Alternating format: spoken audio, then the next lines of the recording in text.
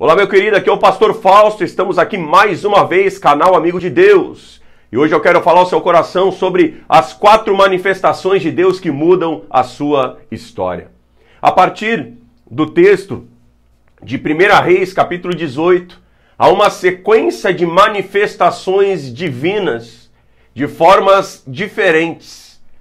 Manifestações pontuais que vieram a mudar a história de um grande homem de Deus chamado Elias, e sobre essas manifestações eu quero falar ao seu coração. Como Deus não muda, Ele é o mesmo ontem, hoje e sempre, essas manifestações hoje estão disponíveis, eu declaro, e irão acontecer na sua vida. O primeiro texto, ali em 1 Reis 18, é um texto muito conhecido, fala sobre o momento que Elias ele enfrenta os profetas de Baal. E no momento que Elias ele constrói o altar, o fogo ele vem dos céus e consome tudo aquilo que Elias havia oferecido, ficando manifesto que havia um Deus sobre Israel. Eu aprendo que isso, uma das manifestações que Deus tem para nós, Deus ele traz fogo, porque ele é um fogo consumidor. Todas as vezes que nós construímos o altar, o fogo vem. Não adianta clamar pelo fogo. Construa o altar. Se você clama o altar, o fogo ele vai vir. E o altar ele fala sobre o esforço, sobre um preço que precisa ser pago.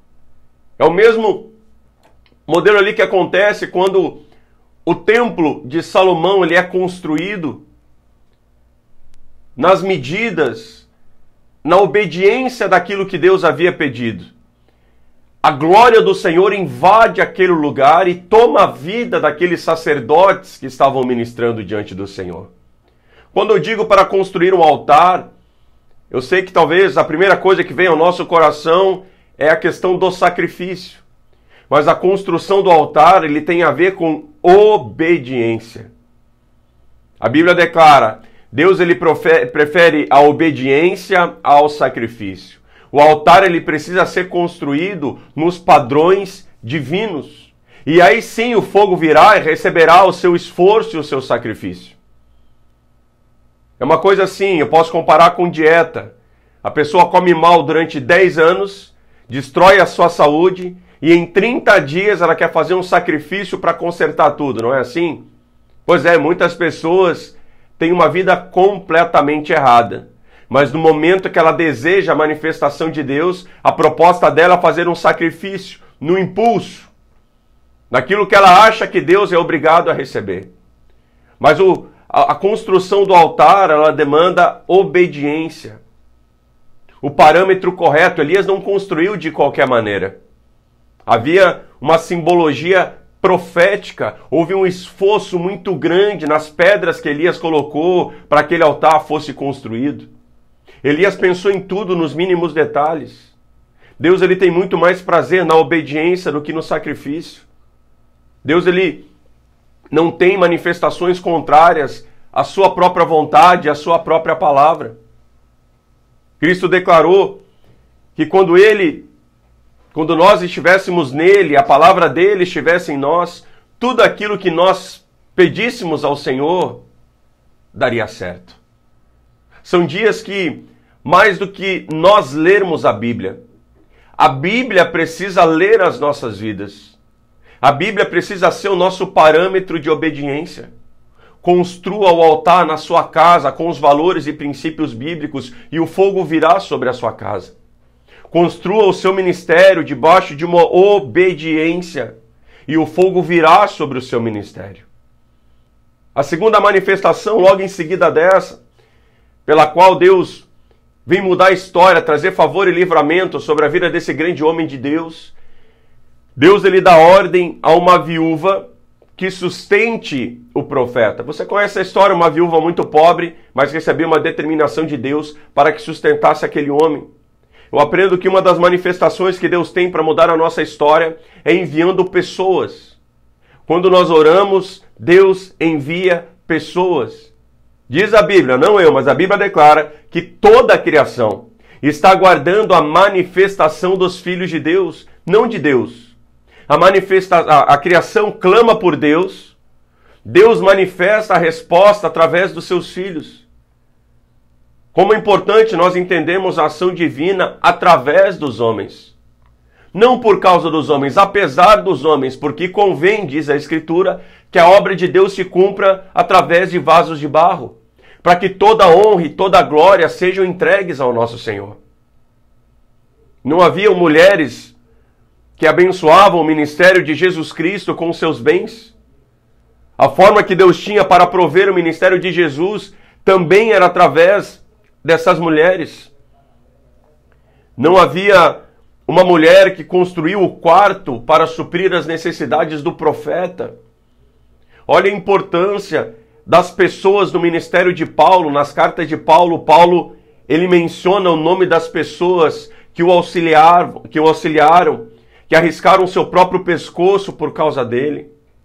Não despreze aquilo que foi te entregue através da imposição de mãos, é o que Paulo declara para Timóteo. A importância do discipulado, da comunhão, desta vivência pessoal. Na noite em que Jesus Cristo foi traído por Judas, ele renova a sua aliança, ele institui a ceia para a igreja, renovando a sua aliança com o restante dos apóstolos. Eu aprendo que nós não podemos desistir das pessoas que Deus tem colocado ao nosso redor, porque elas certamente são um agente de milagres pelo qual Deus vai nos abençoar.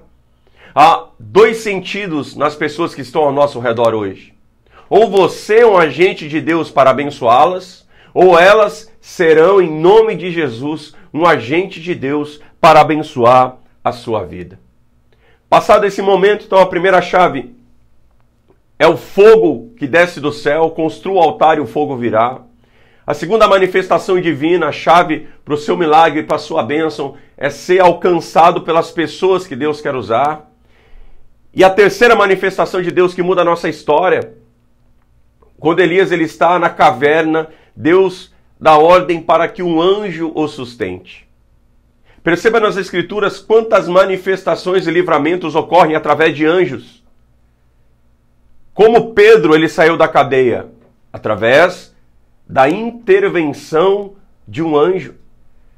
Quando Cristo estava naquele jardim orando, um anjo vem consolá-lo trazendo resposta.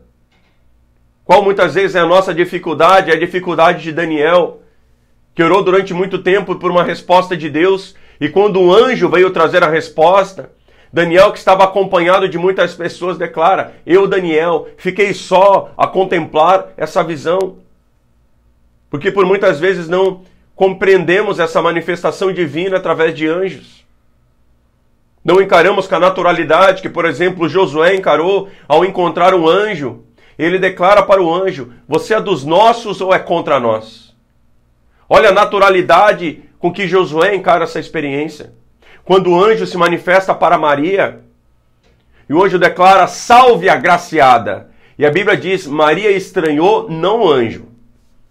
Maria não estranhou que havia um anjo ali conversando com ela. Maria estranhou a forma que o anjo a abençoou, a cumprimentou. Havia uma naturalidade nessas manifestações. Quantas ações divinas acontecem em nossas vidas através dos anjos, e essas experiências, elas precisam ser geradas. Essas experiências, elas precisam fazer parte da nossa vivência cristã. Há uma manifestação divina para a sua vida através de anjos hoje. Cristo declarou no início do seu ministério: a partir de agora, vocês verão anjos do Senhor descendo e subindo da minha vida. Que assim seja sobre cada um de nós. E a última manifestação de Deus que muda a nossa história. Quando Elias ele estava naquela caverna, Deus ele dá ordem a um abutre que o sustente. Deus dá ordem a um abutre que o sustente. Olha que interessante, porque essa é uma ave que simboliza a morte, que se alimenta de animais já em decomposição. Se há uma forma de abutre, seja um corvo, seja um urubu, sobre a sua vida, vai te trazer uma estranheza. Poxa, será que eu estou morrendo? Quando você vê ele sobrevoando o céu em círculo, certamente ali embaixo existe um animal morrendo ou um animal já morto.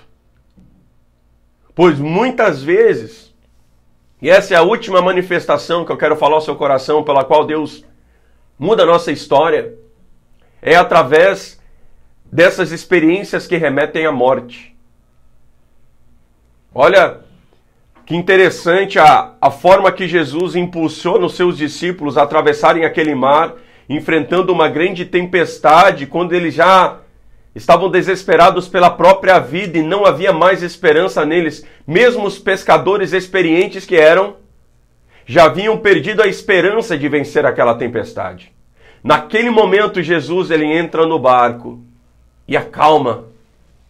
Olha que interessante, quando Paulo está naquela viagem, Paulo declara, haviam 200 e poucas pessoas dentro daquele barco, e Paulo declara, todos já haviam desistido da sua vida, não havia mais esperança de vencer aquela grande tempestade. E naquele momento há uma manifestação divina que mudou a história de todas aquelas pessoas, com certeza. Nem essas pessoas que estavam com Paulo, nem os apóstolos de Jesus eram os mesmos depois de viverem esse grande livramento. Existem coisas que trazem o pavor, o pânico da morte, da falência, do divórcio, da crise.